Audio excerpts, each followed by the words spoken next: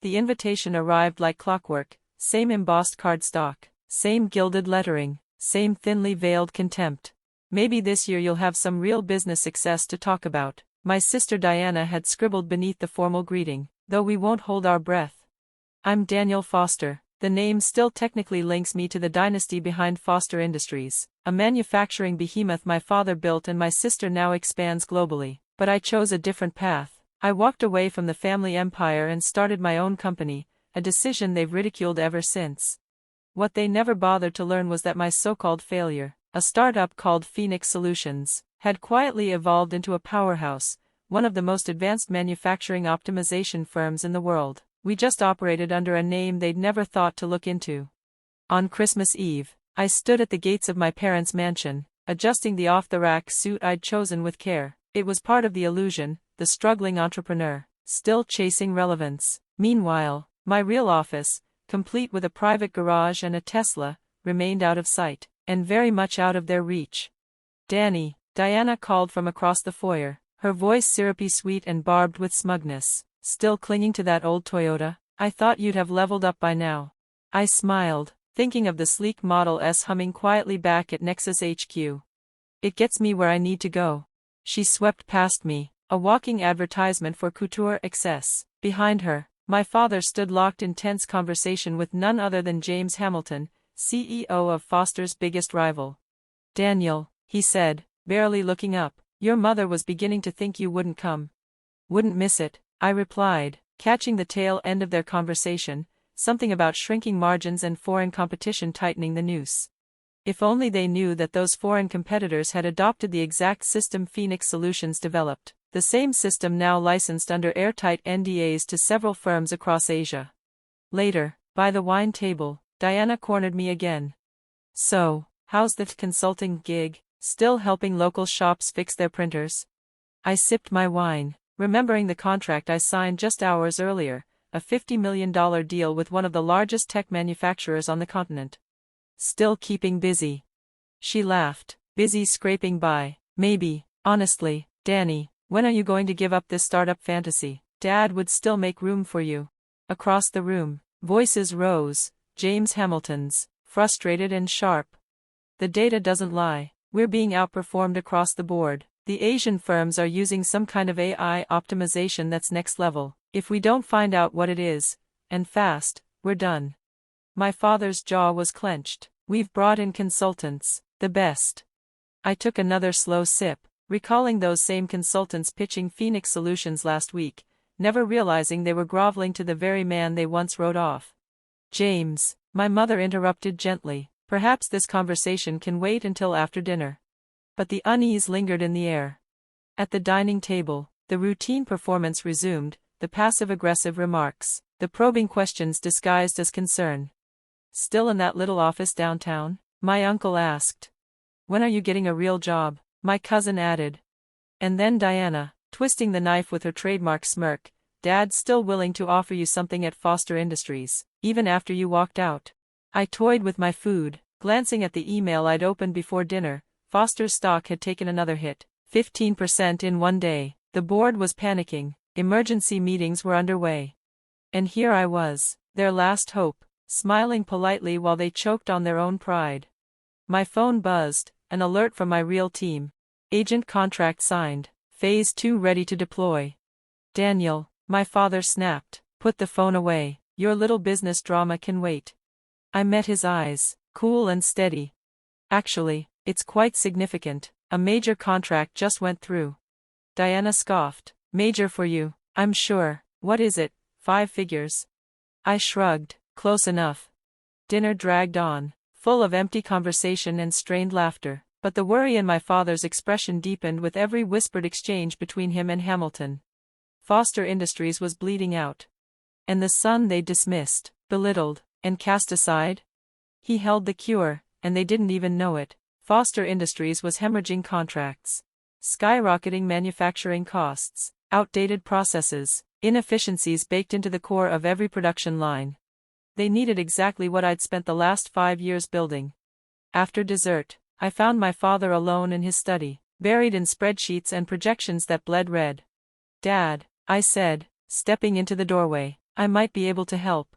He looked up, weariness etched deep into his features, quickly replaced by irritation. Daniel, I appreciate the gesture, but Foster's situation is beyond your experience. Is it? I asked, calm and steady, because I know exactly why Asian manufacturers are outperforming you. He froze. Oh, and how would you know that? Because I didn't finish. Diana swept into the study like a storm, phone in hand. Father, Hamilton just called. They're announcing layoffs right after the holidays. The whole sector's spiraling. My father's face lost all color. Hamilton Manufacturing, Foster's greatest rival, had stood at the top of the industry for decades. If even they were collapsing. We need solutions, not distractions. Diana snapped at me. Go back to your hobby company and leave the real business to professionals. I didn't respond. There was no point. I left quietly, but as I drove home through the snow-dusted city, a decision settled in my chest like steel. I had let them believe I was a failure, that I was playing house in the shadow of their empire, that Phoenix Solutions was just another pipe dream. But I had built something they couldn't even comprehend. It was time they saw the truth. Back in my real office, a penthouse overlooking the skyline, I reviewed the projections. Foster Industries wasn't circling the drain. It was already halfway down, bankrupt in 4 to 6 months, tops. Their only salvation was the optimization system they'd spent years mocking. My phone buzzed. A message from Diana. I hope you're happy. While you've been pretending to be important, our legacy is collapsing. I set the phone beside a glossy industry report. On the cover, Phoenix Solutions, the ghost giant of global manufacturing. Beneath the title, a quote from their anonymous CEO, listed only as DF, lauded as the visionary behind the quiet revolution in efficiency sweeping across Asia. The next morning, December 26th, Foster Industries would hold an emergency board meeting. They'd exhausted every major consultancy. No one could offer what they needed. Except me. And I was done hiding. The boardroom was scheduled for 9 a.m. I arrived at 8:40. Not as Daniel Foster, the family's black sheep, but as D.F., CEO of Phoenix Solutions, wearing a tailored Tom Ford suit that cost more than Diana's beloved convertible.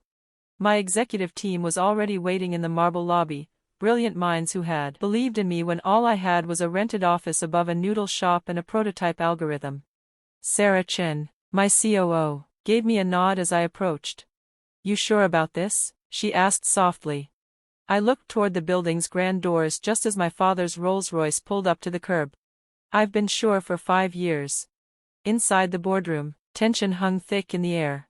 My father sat at the head of the table, shoulders heavy with the weight of a crumbling empire. Diana stood at his side, confidence stripped to the bone, eyes darting with nervous calculation. Thank you for coming on such short notice, my father began, not recognizing me, not yet. As you're aware, Foster Industries is facing an unprecedented crisis. He launched into a speech about legacy, loyalty, the company's role in the industry. And then, finally, he said it. We need Phoenix Solutions. Your optimization platform is the only one capable of reversing our trajectory. We're prepared to discuss licensing, whatever terms you propose. I opened my laptop and cast our projection onto the boardroom screen. Foster Industries is currently losing $2 million per day under your existing workflows. I said, at this rate, you'll be bankrupt in 4 months, not 6, as your team has estimated. A sharp breath escaped Diana's lips. And if you implement our system, I continued, you'll increase efficiency by over 40% and cut operational costs by nearly 30%. We've already achieved those results with several of your Asian competitors. A board member leaned forward, voice urgent. Name your price. I rose from my seat slowly. Before we get into terms, I said, my voice cool and deliberate, there's something important about Phoenix Solutions' ownership structure you should know. Diana cut me off before I could continue. Is this really necessary? We need solutions, not corporate history lessons. Oh, I think you'll find this very relevant, I said, smiling slightly. I reached up and pulled the colored contact lenses from my eyes, the subtle alteration of my appearance vanishing with a flick. Especially you, Diana, and you, Dad. The room fell into stunned silence as recognition flooded their faces. Danny, Diana whispered, her designer purse slipping from her grasp and landing on the floor with a soft thud. Actually, It's Daniel, I corrected, savoring the weight of the moment. Or D.F., as I'm known in the industry, you know, the CEO you've been trying to meet with for the past 3 months. My father's face drained of color. This is impossible. Your company, you work out of that small office downtown. A front, I said, cutting him off. Phoenix Solutions' real headquarters is in the Wilson Tower penthouse. That little consulting business you've been mocking, it's worth $4.2 billion as of this morning's market evaluation. Diana collapsed into the nearest chair, her face pale, as if the ground beneath her had shifted. All this time, she murmured, her voice barely a whisper, when we were laughing at your startup, we were mocking the company that's now positioned to either save or destroy Foster Industries. Ironic, isn't it? I added, leaning back slightly, letting the tension hang in the air. The board members exchanged looks, some impressed, others clearly unsettled. Why? My father asked, his voice tight, searching. Why hide your success? Why let us believe? Because I wanted to build something on my own, I answered, my gaze steady, not as James Foster's son, but as Daniel Foster, and because watching you underestimate me was surprisingly motivating. I pulled up another slide on the projector.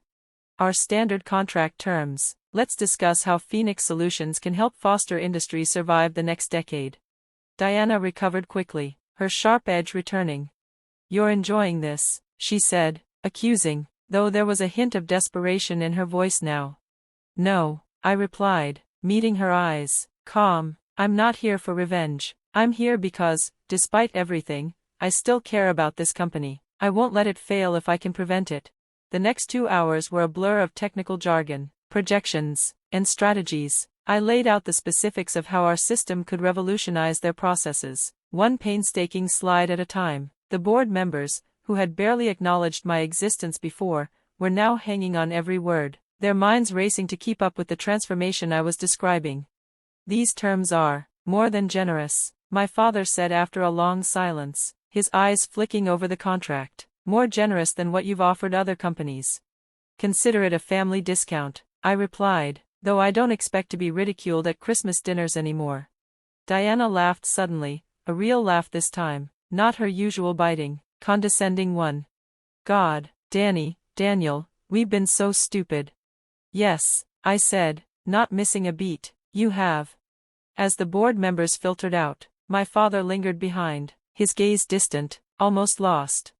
I didn't see it, he said quietly, as if talking to himself. All these years, I thought I knew best, that the only way to succeed was by following the path I laid out. Sometimes the best path isn't the most obvious one, I said, picking up my things, ready to leave. By the way, that old Toyota I drove to Christmas dinner, it actually belongs to my office manager. My real car is the McLaren P1 in the parking garage. His eyes widened. The green one? That's $1 million car. 2 million, actually. I bought it the day Diana told me I'd never amount to anything without the family name. The next 6 months were a whirlwind. Phoenix Solutions' optimization system was implemented. Foster Industries' stock price tripled. The corporate world buzzed with the tale of one of the greatest turnarounds in modern history. I kept the small office downtown. Sometimes, I went there to remember how it all began, a single person with nothing but a dream, determination, and the sting of family doubt. Diana stopped sending her condescending Christmas invitations. Instead, she invited me to lunch, eager to learn how her little brother had pulled off the impossible. My father stepped down as CEO last month. The board unanimously voted to merge Foster Industries with Phoenix Solutions, with me as the CEO of the combined company. You exceeded every expectation I never had, he told me at the merger announcement, his voice tinged with regret. I'm sorry I didn't see your potential sooner. The old Foster Industries sign came down today. The new one reads, Phoenix Foster Global. Success isn't inherited, it's earned. Diana sent me a text after seeing it. Subtle dig at the family there, little brother? I replied, not a dig, just a reminder that sometimes, the person you underestimate the most, becomes the person you need the most. I kept the downtown office, though. I turned it into an incubator for startup founders who, like me, have dreams too big for their families to understand. After all, nothing drives you quite like being underestimated. On my desk in my new office, I keep 2 photos. One is of Sarah and me in our original tiny space, surrounded by takeout containers and the seeds of something bigger than we could imagine. The other is from last year's Christmas dinner, the first where my family finally saw me for who I truly am. Success, I've learned, isn't about proving others wrong. It's about proving yourself right. But the satisfaction of watching their faces when they finally realize how badly they underestimated you. That's just a sweet bonus.